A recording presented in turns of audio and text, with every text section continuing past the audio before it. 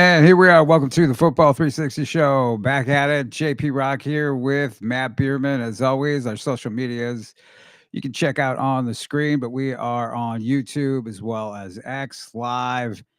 You can catch us on Spotify as well as Apple, and of course, 590 AM in St. Louis, the Lou Information Station, KLIS on Saturday mornings at 11 a.m. Matt, how you doing? Doing great. Trying to stay cool in here, man. Well, it's Couple more cool. days of oppressive heat. Yeah, we're pretty lucky that it's cool where you're at. It's cool where I'm at, and I'm here because it's cool. Yes. And it's like, what is it like? The heat index is supposed to be like 110 today, something like that. Yes, 100. Yesterday was 116 with the heat. Was it really? That's crazy. Yeah, and it's just putting a serious cramp on. Like going out and do practices. I was at a practice last week, 9:35 something in the morning. Yeah. They called it because of heat. Yeah. Yeah, 105 or 106, and they started making making all those accommodations, and then then it's not really worth it. So no, it's not really worth it, especially since you got 2 more weeks till 2 more weeks until you have actual practice. So right, and right. I know everybody's helping everybody out. In fact, this is the year that I think I've seen more joint practices and scrimmages and everything than ever before. Would you agree? I would agree with that. I think that there's probably the most I've ever seen. Like, and it just seems like it's kind of like become the in vogue thing to do. Yep. I also, though, something I've probably heard more this year than anything is because I'll have kids I'm training at night, and we're having 7-on-7. So the kids tell you what they're doing that night, right? And what's interesting is that you get a lot of, oh yeah, then you ask them a couple days, how'd it go? Oh, it got canceled, right? Because such and such team couldn't come, and I think that's where it is interesting. There's certain programs where it's like nobody wants to miss. Yep. There's other programs where the expectation is just make it if you can. Right. And then you got the other one where it's just like they're holding on for dear life to hope they even have a program, right? And so I think that's it.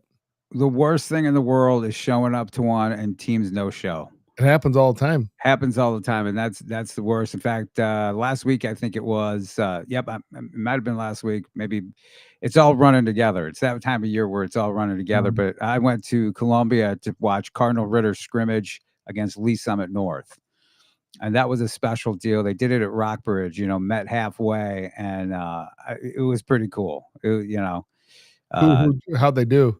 Oh man, you would have thought it was a midseason game. I mean, or a championship game. Just the intensity and everybody, everybody has a rep from both those schools, and so, nobody wanted to let up or let down, knowing that they had a potential state champion on either side of the state. And so it was good. It was really, really fun. And the coaches, good camaraderie. And the kids all at the end, we're all getting along pretty good. But it was physical and it was intense. And both teams are going to be really good this year. Yeah, Ritter's big up front, man. I don't know about Lee Summit North, but they're big.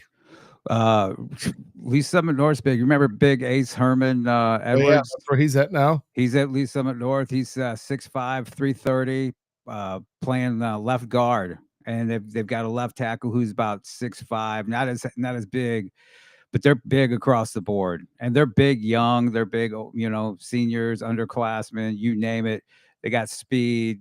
Their biggest issue is probably going to be quarterback. They have a transfer who's more of a dual threat guy.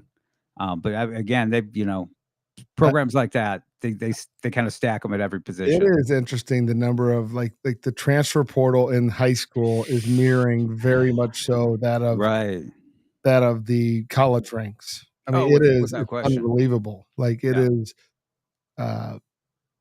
It's every time you talk there's someone moving or someone's doing something. They're at this school. Like it is wild. It's hard to keep track of. It's very hard to keep track of. In fact, I just did a little piece on some well-known transfers, and I forgot a few, to be quite honest with you. Yeah, I mean, are they in process of transferring? Right. I mean, you have kids that were starters at other schools last year now, and then then the great unknown is like a lot of it becomes really interesting because, like, right now, they're eligible, right? Right. But a lot of them have not, received that final blessing Clearance. from Misha, Yeah. and as you know, they run that right up until the time right before the season starts. I mean, you're Oh, looking at yeah. the first week, the game, of the first week when they typically do those hearings, where they have the appeal hearings, you gotta go down to Columbia, and, I've seen some kids absolutely, lose an entire season, due to that, right? And I mean, last year we had Chase Wisecarver was a great example. He had Okay. to sit out multiple games. I mean, he moved from the lake to Jefferson City, and I think I don't correct me if I'm wrong. Was it 1 or 2 games? Well, it was It was almost half the season. Yeah, yeah, it was 2 at years least. ago. Yeah, that Yeah, was 2 years ago. yeah, that was, yeah, he missed quite a few. He missed about 3 games, maybe 4 games, Wow. And I JP, like truthfully, like some people go, oh, we ended up getting to play still. Like, I think you yeah, probably talk to some people, well, we ended up the right thing ended up happening. yeah. But, missing 3 or 4 games can be detrimental to your recruitment, especially as a junior or a sophomore, With even without senior. I mean, like, all of Yeah. it. Yeah, without question, especially in, this recruiting climate that we're in. But you're absolutely right, and, I'll have the coaches be like, "Hey, don't say anything about him yet." I'll show up to a practice or a camp, and they'll be like, "Hey, just keep this guy under wraps for a minute because he's not cleared yet." Yeah. So, even though they are transferred, you won't sometimes you will not know right up until it. And then you have kids who were like stars in Missouri last year who they're now playing in Illinois. A surprising number of those guys have just, gone over to Illinois. I thought Luther North was going to lose like their entire team, at one point after the coaching change, Oh, after yeah. Coach Wagner left. But they've managed to hold on. Coach Brinkley's managed to hold on to a lot of those guys, including quarterback Jonathan Moore, which is really good. Which is big for them because if you lose that, then, if you it's such a key player as a Yep. senior, Oh yeah. if he ends up moving, leaving, whatever, Hmm.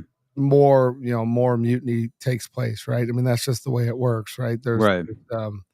Kids that are kind of banking on like, "Hey, he's gonna throw me the ball," or Right. I mean, we see it with training, we see it with 7-on-7, we see it with camps. Yep. If one of the cool kids, if you will, is gonna do it or go somewhere, other kids wanna follow, right? And so, Without a doubt. the truth of the matter is it's not, there's not a ton of leaders, right? So, like, and the funny thing is a lot of those kids that are perceived to be like the guys that are like influencers in that realm, most of them Mhm. aren't even the kids that they should be like following, if you will, right? Right. They're just a kid that's trying to figure it out themselves. So, but it is interesting because there's certain guys that do things and it's like, oh, I'm going to play with this team this year, and then they go to that. That could be a high school team, that could be a 7-on-7 team, that could be a variety, that could be a middle school team. I mean, Yep. it's crazy, and and I would say that the thing you're seeing in the sport that is definitely spread down from the college ranks is it's every man for himself, and some of that I really struggle with because so many lessons are to be learned by sticking it out and staying the course, Yes. learning because you know the grass is not always greener. The grass is not always more plush on the other side of the fence, and sometimes even in high school you think you're going to get a good deal, and I will tell you, JP, I am always shocked when I talk to parents of kids that have transferred and they are somewhat in the dark about the transfer rules. Oh, without And question. like and you're like, "Oh, no, you didn't move? Oh, Mhm. okay, alright, well, was there a hardship? Is there something?" "No, no, no, they said I could come here and I'd get into school here," and it's like, getting into school and being eligible are 2 2 totally different things. different Yeah. things, and, it's a private school, of course they'll take your money, right? I Yep. mean, like, if or a public school, of course, if you live in that district, of course they'll, or somehow you say you live in that district, of course there's a dollar value assigned to you coming to school there, right? So there's a benefit. So, not just on the private side of things, there's a benefit on the public side of things as well. So, with enrollments and how the districts are paid and all that stuff. So, but I am continually taken aback when you mention it to people and they, oh no no, well he can just go from public to private, or then they'll go, oh no no, you can go from you know uh, private to public, yeah, no problem. It's like, yeah, what's your reason for doing it though? Because there are rules, right? And this is Mhm. not college. There's not take yourself out of school and now you actually have the ability to go to any school you want. Those are men, young Right. men, Right. not, bound to districts and bound to things like that. You're like once you're out of high school, you're out of the district system and you're in the free market, so to speak, Mhm. which is playing out in the transfer portal. But in high school, you're not in the free market unless Yeah. you're in private schools. Yeah, I mean, I a few years ago, there was a young man who played high school ball, went to high school in Wentzville, and he wanted to transfer to Cardinal Ritter, and he had to sit out a lot. They declared him ineligible. In a situation like that, my whole thought process is if they want to get him from Wentzville down to St. Louis City to go to school and play ball, that's what's wrong with that. So I think it can get a little ticky tack, you know, a little egregious. Sometimes it's lightened up a little bit, but man, a few years ago, they weren't letting anybody go anywhere. I mean, there were Right. kids that were going. And I remember there were kids who were like trying to leave O'Fallon Christian, which is now doesn't have football. I think they what do they go to by Veritas or something like that? Yeah. I don't know Some what yeah, that yeah. man, that's O'Fallon Veritas, something like that. Some kind of them. I'm probably screwing it up. But anyway, he wanted to go from there to I think it was Liberty, right. and they were trying to block that. And it's like, if somebody wants to go, let them go. If it's not, if it's not super egregious, like they know somebody's living in the Parkway School District and they want to play for Kirkwood, you know, Mhm. I understand that. But if you want to go from private to public or vice versa, and I really don't Yeah, but then they see, have that 25-mile rule, right? So, like, a yeah, straight line, so then, like, "Oh, well, that Wentzville's too far away, you can't do that, you're ineligible. You yeah. start there from uh, your freshman year," right? I think there's a rule pertaining to that, so it's like it is really interesting. But There's it is, but it's not consistent. You know no what I mean? It's not consistent. People cross border lines all the time to play football at other schools. So I mean, it's pretty wild. But that's been interesting. The transfer on the high school level has been really mhm. been really super interesting. A lot of summer football. I mean, it's crazy because quite honestly, I've been to the point to where it's like seeing them, got all this kid, got this kid, got this kid. So I'm like, you know, the season's going to play out, but it's made my job a lot easier because I've been able to see so much talent just over the summertime, right? And then you still have Right. preseason practice, which is going on. And I It's know, just an extension of what we've been doing since the spring and yeah, summer, I mean, it's the same thing. yeah, and I know, yeah, your son's team, your team, they scrimmage with CBC, which I'm Yeah, sure was very. Did fun. did you guys scrimmage with Kirkwood too? That did not happen, there was a, Okay. mishap with the, scheduling, but yeah, it went really well. I mean, it was CBC. They run a heck of a program. They got great numbers. I was gonna say how many kids? If I had to guess, 150? probably north of that. I would assume. Really? I think West is around 175? 125, 130, Yeah, something like that. So they were, yeah, 175, yeah, at maybe. least, Yeah, yeah. at least. I mean, it's And that's tough though because even at that, like you have your freshman team, right? Which mhm, everybody's just trying to get their bearings, and then you have this JV team, right? And then you have your varsity, and so even at that, even with the school that has those numbers, you can very much tell that there's like a struggle to like figure out like who goes where, right? So mhm, they pull freshmen up from the freshman team to the JV team because they need numbers because the best JV kids have already gone mhm, up the food chain to sophomores. yeah, And then you are short kids because the kids that played as freshmen last year that really don't love football have already kind of quit by now. yep, Right. And so like there's this really strange phenomena that goes on with all that because like JV football is kind of no man's land to a certain degree, right? And you get parents that are so excited when Johnny's playing JV. mhm, But the reality of it is like certain schools, yeah, it's CBC getting pulled up to JV is a little different than, another school that has just got, kind of a quasi team they're just trying to fill to put on the so they have kids that can play a game at that level because you have those top sophomores have already gone to the varsity. Right. The numbers have thinned from your freshman year because the national average is, say you have 30 kids on a freshman football team, you're losing 40% of those kids. They're just not going to come back and play football. That's just what happens, right? I mean, they get there, they try it out, something new as a freshman. They decide it's not their cup of tea. They get into other stuff, other sports. They decide that they don't want to do it. So then you lose those kids. And then what happens is you pull those better ones up to, or where not even better, but just like the need kids that you need on the varsity that a lineman might fit the mold, pull them up, right? And then you have a quarters concern where you only can do 6 quarters in a week. So yeah, it becomes really problematic. And as you and I know, nobody watched the quarters more closely than parents who are real worried about their child's playing time, right? And the number of times I've heard teams get turned in by their own parents because somebody played an extra quarter, or a play of a quarter is shocking. But yeah, I mean, like, because the reality of it is there's only so many kids, and like I say, a kid holds over for a quarter, a play into the quarter, finishing a drive out or whatever, and then you get turned in. That's kind of a tough pill to swallow. But I have seen that and heard that happen for sure.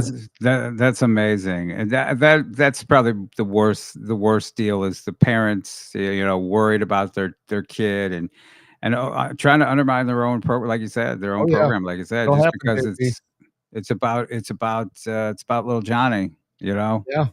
and them getting the playing time, which is amazing when you have schools like CBC, like a Lee Summit North, some other schools that have so many players, and they're basically all-star teams, to be honest with you.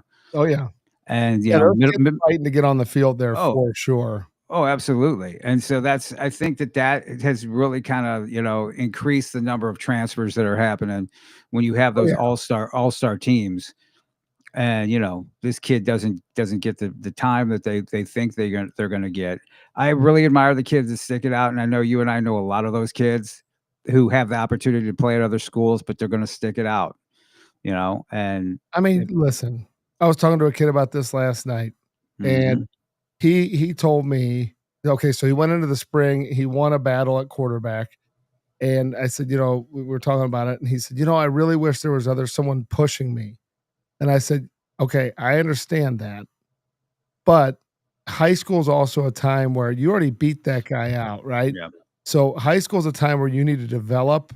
And yes, there's something nice about being pushed, but there's also something about being the guy who gets to make the mistakes, gets to learn, gets to be a better player, and learn through that process. Because when you get to college, you are correct. That is going to happen 100%. You're never going to have the luxury of just being the guy. The guy, right? Okay, unless you come out and you're a 5-star, right? But look at Mizzou. All those guys that are on that field at Mizzou competing to play quarterback are what? They're all quarterbacks who were rated high coming out of high school, 4 or 5-star.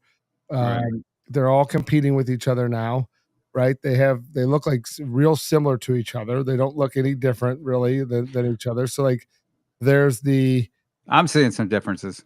I mean, it's like, here's the thing, mechanically, like there's some balls that jump off of all their hands. Yeah. And they're good.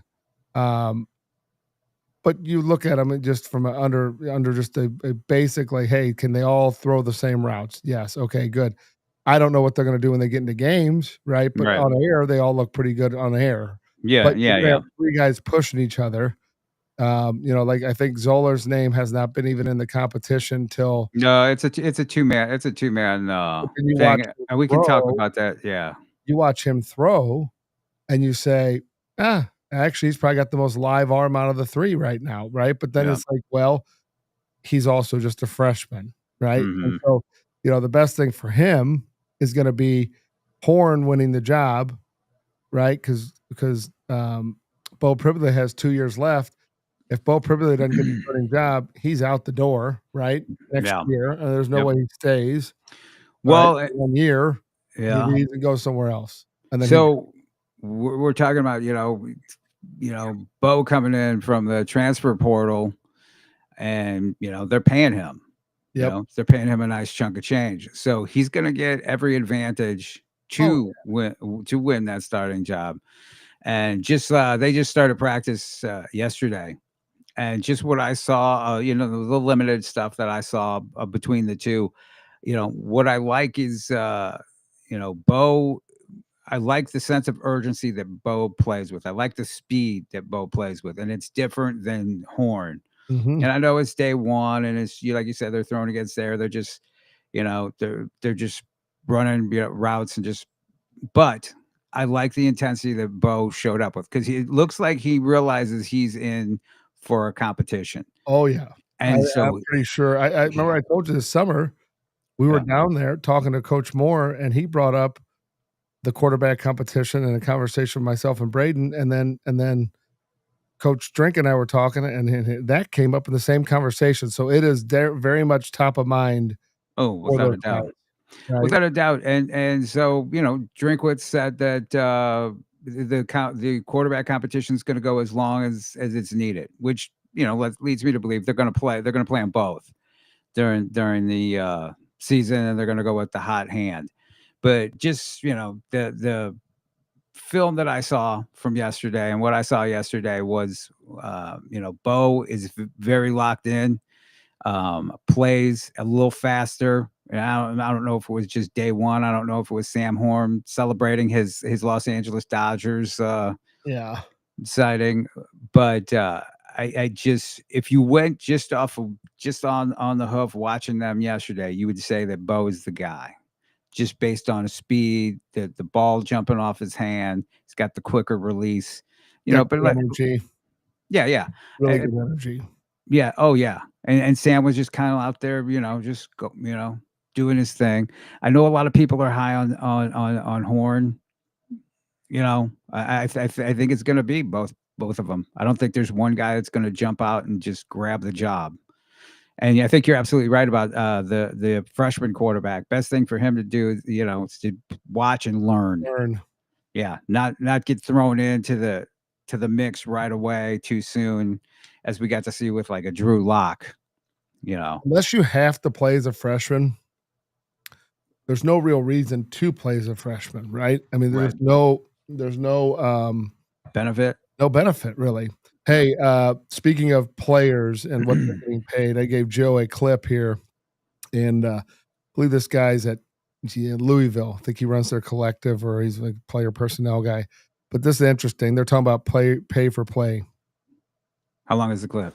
About 30 seconds. Okay. Higher, lower, compensation by position, power four. Starting QB, 900,000. Higher. 5-star defensive end, 600K. Right on par. Backup running back, 150K. A little bit low, but right there. Starting kicker, 100K. Lower. All conference left tackle, 700K. Right there. Yeah. A little higher, maybe. I was gonna say higher.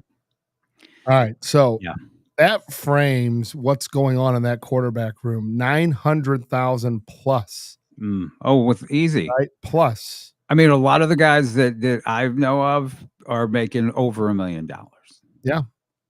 Over $1 million. Yeah, And between 1.5, 1.6 is not unheard of. Left tackles, same Plus thing. scholarship money each month, right? 33 grand. Right. Like that was what guys used to like get excited for, $1,200 check. Exactly. The extra Cheetos. Exactly. Now all of a sudden we're talking about somebody getting paid, left tackle 700,000, DN 600,000, poor kicker under 100,000. Can you imagine kicking a ball for under 100,000, JP? I can, and I can imagine that very well. Check us out on YouTube as well as X and KLIS 590 AM in St. Louis. Your Lou Info station, louinfo.com. And so it's crazy the amount of money. I think running backs, well, I know running backs are making a little more than 150. And I think he eventually said a little higher. Yeah. In there, but and that same thing is applied, and it makes totally sense. I know, when I'm scouting, when I do rankings, when I do players evaluations and stuff, a lot of people will Oop. We lost JP. You're frozen. Look at him. He's just stuck there. Oop, you're cutting in and out, JP. Yeah, I saw it. It reconnected me now. You should have me. You should have me back. Yep. Sorry about that. It work. I do it by position, right? If you are a quarterback, you're going to be higher ranked, right? If you have equal talent to somebody who's a defensive back or, or a running back. If you're a defensive end, right, you're going to be ranked higher. If you're a left tackle, you're going to be I mean, it just makes sense. Your value determines, and nothing against tight ends, poor tight ends, but think about the value scheme of a tight end. And Missouri's producing some really good tight ends, of late and coming up and stuff. But there's not the same value as a quarterback. There's not the same value as a high ranked edge, a very talented edge rusher. Well, we're talking about Missouri's season right now, right? I mean, they have a great defense. They got some real nice weapons on offense. And the reality of it is they're going to go as their quarterback goes this year. 100%. Yep. So no wonder why you got to spend money on that. And they did miss out, on Miller Moss. They missed out on oh my gosh, he's over. They missed out on 2 or 3 dudes. The dude from Cal. Right. Oh my gosh, Fernando Mendoza. Yeah. I had the list. I don't have it handy, but there were about 3 or 4. Bo's a nice player, but he was not number one. He's not the guy that they said, "Hey, we want him. We're gonna go get him." Right, and so, but you remember the story? Like they were in the playoffs, and he ended up having to leave, and so that was kind of probably put him in a really bad situation. Kind of because you're there with your brothers and you don't want to leave if you don't have to, right? Ideally, you'd leave after the season, after you see it through what you started back back last January. But the reality of it is that's the game we're playing. And so, college football playoffs, is kind of right in the heart of that transfer portal period. And that's not going to be the last time you see that happen. So, I do think to your point, like in the rankings, like if you have 2 players that are equal, one's a running back, one's a quarterback, I mean, the value to a team goes to the quarterback. I mean, the game now is so quarterback centric on the offensive side of the ball. Yeah. But if you have a kid that can throw and run a little bit, it becomes hypercritical that guy, is protected, but then, it can run the system that fits what he has. And so I think, therein lies why those guys are 900 North, they're making a lot of money. And so I would argue there's still a lot to be left to desired in the evaluation process of quarterbacks.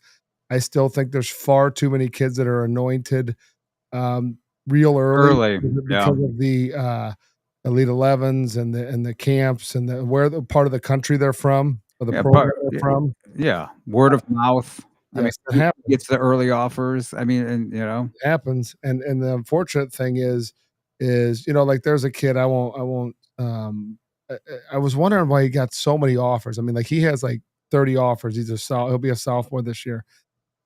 And then come to find out, he is related to someone that is very tied into a game that has a bunch of people involved in that game that, there's ties, right? And so, you start, and the kid, that's taking nothing away from the kid. He's good.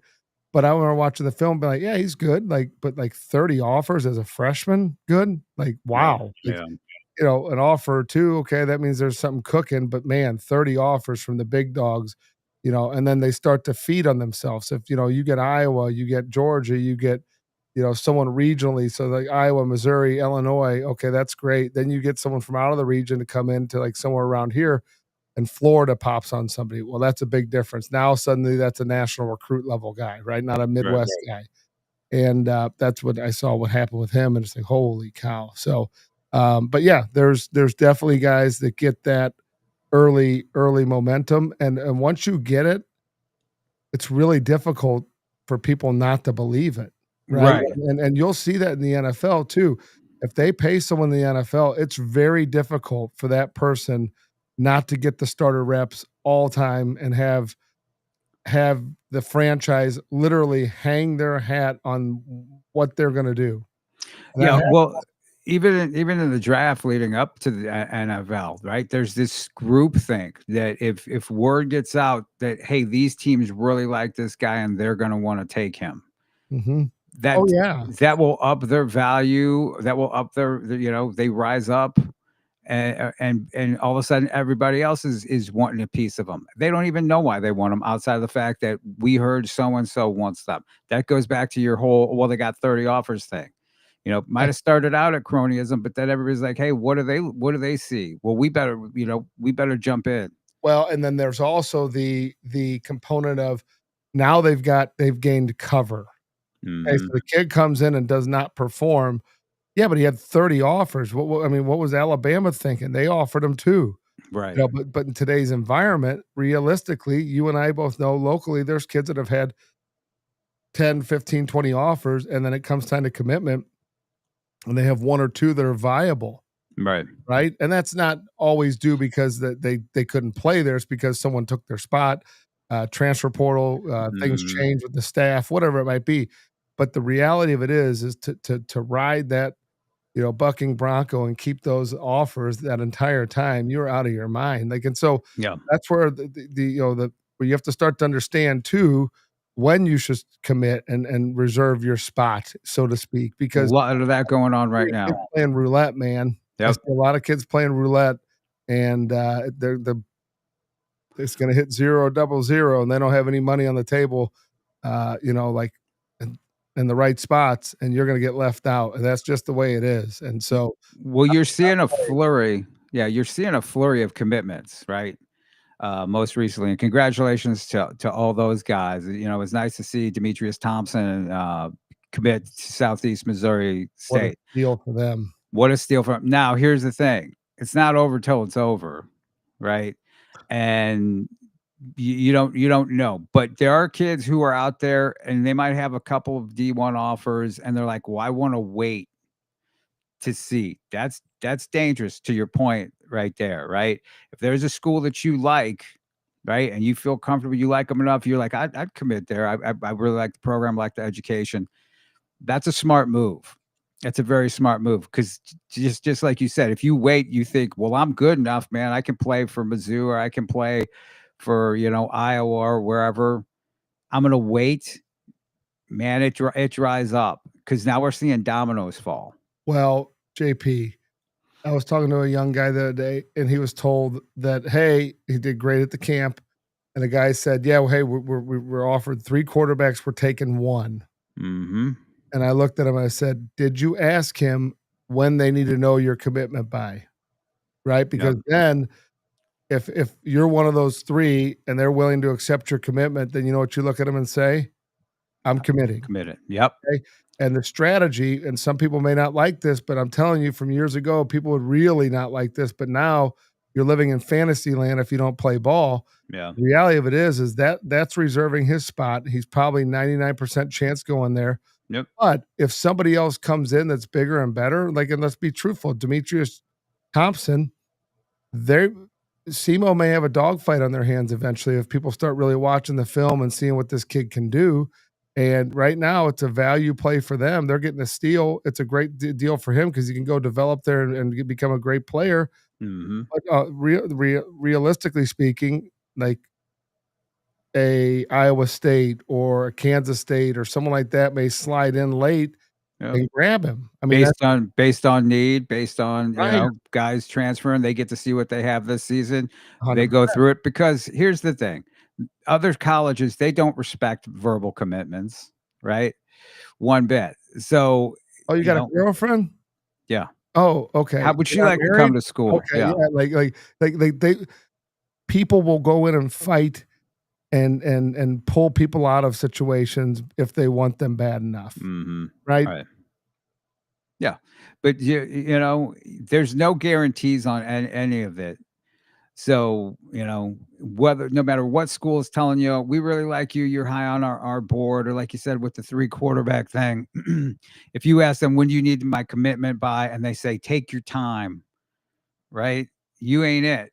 Best if they just told you they're taking only one, and that school in Exactly. particular, a kid 2 years ago was telling me how much they loved him, and they were calling him, they were writing him, they were doing everything, all of that, right? Came down for an Mhm. official visit, and then, "Oh, man, we got somebody else." Well, no, Yep. because he was probably 4 on the board, and they Mhm. lied to him the whole time, kept him warm, right? Slow Yeah. play. This on the warming table, not in the oven, right? They Mhm. not what they actually wanted, and now all of a sudden, bam, they just pull someone out, and they get what they really want, and then they move on. And believe me, they don't care. Like, it's on to the there's not a lot of contemplation, a lot of, discussion about it. Like, it just is what it is, and they move on. It is, and, it is a business, and I don't know how many times we've said recruiting's a business. It's not, I know you're picking your school, but it is a business, and they will treat it as such, so they will yank that offer from you if there's somebody better comes along. So there's absolutely no problem with you keeping your options open, listening to everybody who comes along, even if they come along late, keeping that option open. It's 2025, it's not 2000. I remember them, kids would even Mizzou under Gary Pinkel, right? He had the theory of if somebody's going to take an official visit after they're committed to Mizzou, they're no longer committed to Missouri, Mhm. right? And so And you schools, probably still have to be somewhat careful oh yeah, like, going out in a fishbowl and alienating, all that, yeah, alienating them and, like, putting up a bunch of posts about other schools when you're committed yeah, somewhere. that's bad because they might help you out. You start Yeah, doing that stuff, they might help you out. But yeah, if you do it strategically and business like, correct. right? Don't be out there bragging. I see guys who are Uh, committed to schools and they still want to post their offers, right? I just got a new bad offer. business. Bad business. Bad, very bad business. You do that and you better hope that those other offers come through Yeah, because that because you've just pretty much alienated yourself, yeah. to a program that, thought you were signed, sealed, and delivered, really. I mean, Yeah. and Y- you're over here, it's like having a girlfriend and then, posting pictures of other girls, right? Yeah. That's You're probably embarrassing them. a bad Yeah. strategy. You For probably don't long wanna do term. it, right? You young guys, it's probably a bad idea, right? Yeah. Don't go, if you got a girlfriend, Yeah. you know You can brag to your buddies, but don't yeah, brag in public. Don't right, put it on your right, social media. gosh. Don't put it on your social media because that's embarrassing to the program you're committed to. Right? You're humiliating them in It is. public, right? And you don't want it to end up like a Coldplay concert where, you know, you're Yeah, you're exposed you're to your the own kiss world, cam. Yeah, you're your own kiss cam, letting people know you're cheating on whatever school you're and that is committed to. exactly what they're doing, JP, but you and I know the ego is a very dangerous thing, and Oh so yeah. it's this feeding of the ego, and, like, and they don't kids don't even realize they're doing it, and their parents don't even realize they're doing it. Like, like you see these commitment, photos or, like, like, when they're gonna commit and they've leveled Mhm. down to whatever one, and you got people putting stuff on there that realistically, like, that don't jive together. No. Like, you have, an FBS, and then a bunch of, NAIAs and stuff like that, where it's like, kinda like, "Hey, read the room and understand, if you have one single FBS school, like a Missouri Valley school, um, let's just not even make a commitment graphic until you just commit to that school. Let's not put on 5 other schools that are playing NAIA or D3 that, Mhm. with all due respect, are great programs. They're just not at the level of a Missouri Valley Mhm. FBS school or a MAC, Division I FBS school. I mean, come on, like, Yeah. understand the game you're getting into, and I think that therein lies the problem with a lot of this is that, we have a lot of, with all due respect, we have a lot of parents who this suddenly became their focal point the last year or 2. Not even when the kid was a freshman or sophomore, right? Right. It became a focal point, and then now they're the expert in it. And it's very difficult because when you and I, like myself or yourself, tell people, "Hey, here's what you should do," it's kinda like, "Eh, yeah, do you know, but I've read this, this, and this." It's like, Yeah. yeah, you have no context for what you're reading. Like, you are completely off base, with how you're doing this, but okay, go ahead and do what you wanna do, right? And I Yeah. think therein lies the issue, with how all this stuff works. you Yeah. know? The worst though is when somebody comes to you, right, and you're helping them, and they decide to just make, like you said, make up their own mind. It's like, Oh, well, what oh, you know, JP, let's all the see. time. You have 25 years of experience with this, but I feel that's the worst thing you can hear. I feel as though it's like, okay, well, go with your feeling and Yeah, see what happens. You go know, with your feeling. as opposed to tried and true, strategies on how to deal with this and how to handle this. And parents don't know. They don't know what they don't know. No, they don't know what they don't know. No. And sadly enough, JP, um, part of the reason I talked about last week, you and I get phone calls all the time about what we're doing, right? And Yep. and you want to give the best advice you can, but you can't give it to everybody. So like that's why we create an app where it's like, okay, hey, read this stuff and at least get a basic understanding of what you're doing and what the landscape is. So when you have a conversation with someone like yourself about like, hey, do these things, you're coming from a place where you're like, oh, okay, yeah, you're right. I didn't even understand, that was going on in recruiting. Like, I mean, I've had kids read, a lot of the resources that are on the site and on offer.com. And guess what? They don't understand like half of this stuff, and they're a recruitable athlete, right? They don't Right. understand how like how important it is to message coaches. They don't understand how important it is to go through the process of like researching schools, right? And all those things. And so I think there's a lot to be desired in the whole process. And again, the high school coach can only do so much, right? Right. I mean, like there's only Well, so much and they can do. right, and like you said, if they've got 150 kids, you know, Yeah. it's hard to be their personal, helper over all of it. And they're still trying to put a team on the field. So That's the 750 first. plus schools, right? So like Right. that coach is going to be, know all the schools that are going to fit your desires and all that stuff. So, one of the things I'm going to have Joe throw a little clip up. Um, it's one of the things we created that I think is very interesting and to me is how you interface and send messages to coaches, right? 2 weeks ago, kind of brought up that this was going on, but the reality of it is like now with the click of a button, you don't even have to leave your phone, right? And you can actually and go in and basically type the name of a school or a coach, and literally we have templates that will like write the email for you, right? You can change anything you want inside of it. You So you click don't have to think about what you're saying You to a don't have to coach? know what to say, just and then it puts all your details in there, Yeah. but most importantly, it actually brings your bio that is your resume that they need to see, right? So this is I typed in Miami, it shows the entire staff of whoever's at Miami. This is another coach I'm just gonna send it to. It's like a dummy account, so we're not just, blasting guys with emails, but Right. you can send the information out with literally the click of a button, change I anything you wanna add anything you want, hit send. It sends from the app, but then it sends from your email address, so when they reply to you, right? So we're out the middleman's out of it. So it's just you to the coach, but, like, something as simple as this literally takes 10 seconds. Like, once you get the hang of it, but you need to know, JP, who you should be sending emails to, and then, at what level, right? So, like, it's as simple as that, right? It You takes the research out of your hand, Yeah, right? because Instead of you having to go to all these websites and oh, search out who you did that for them. and JP, but Yeah. then you can't blame your coach that he's not doing anything for you because you know what? I would have now, by the time they get to yourself, they've probably done a lot, right? Because they figured out like, okay, this guy can help me.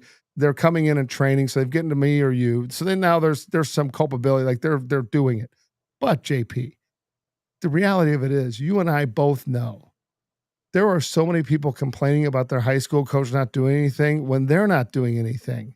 What they're complaining about is what? Well, I don't have offers. My teammate has offers, but that Mhm. guy has offers. Why? One, because maybe he's a freak. Two, Yeah. because he's been doing a lot of work and he started way earlier than you. And he's been messaging coaches. He's been twittering coaches, DMing and putting stuff out on X, all those things that you have to do. And oh, by the way, he's training on the weekends, training during the week. He's doing the combines, going to Elite Football Combine, going to KC Varsity Combine, doing the Lindenwood Camp. But how many kids do we hear every year that do not do any of that, JP? No, they don't. And the worst is when you get kids who wait until they're going to be entering their senior season. It's like, and I know you get those messages too. Hey, I don't have any offers. What can I do? And then the first thing you ask is, well, what have you done? Well, I played my junior season. And no. What have you done? And they've done nothing. I was all conference. I was all conference. Matter. Who cares? That's great. That's what you can brag about. Put that on your social media, brag about that. But that does nothing. You ran for the most yardage in Missouri history. Does nothing for you, right? It's the other stuff that has to be done. And so many parents and players feel as though, well, I played at I don't know, Tipton, Missouri, and I ran for 4,000 yards. I'm sorry. That's great. But, you got to do more than that. Where did you go and show people what your height, your weight, your speed was? Where did you go and show people, oh, you had basketball that weekend? Right. Oh, you did baseball that weekend? I had track. Yeah, I mean, and I know it sounds bitter for you and I because we're football guys, but the reality of it is the conversations we're having is about kids. We're not talking about playing high school baseball or college baseball. We're talking about playing college football. Right. And we've talked in the past about that when you have to make a decision what you want to do, and I'm seeing that, and I'm seeing these guys, even just like some of these scrimmages that I've been at. Well, where's so and so? Well, he's at Peach Jam. Is he? He's 5'11", and he's not doesn't have great handles. Not really a point guard. So, but he's having fun at the Peach Jam. He's having fun at the Peach. He's on the road with his buddies. So go ahead and one more time, go ahead and let people know where they can go for that and where they get offered. GETOFFRD. And you know what?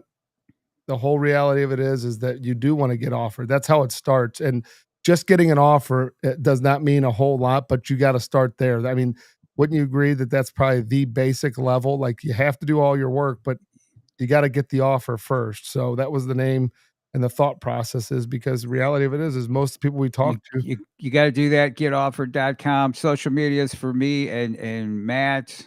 You can go ahead and find me, JP Rock MO, JP Rock Scout You on Instagram. There it is for Matt. Your socials. Elite Football and Elite Football Academy on Instagram. All right, everybody, stay cool. Football 360 show. We'll talk to you next week. See ya.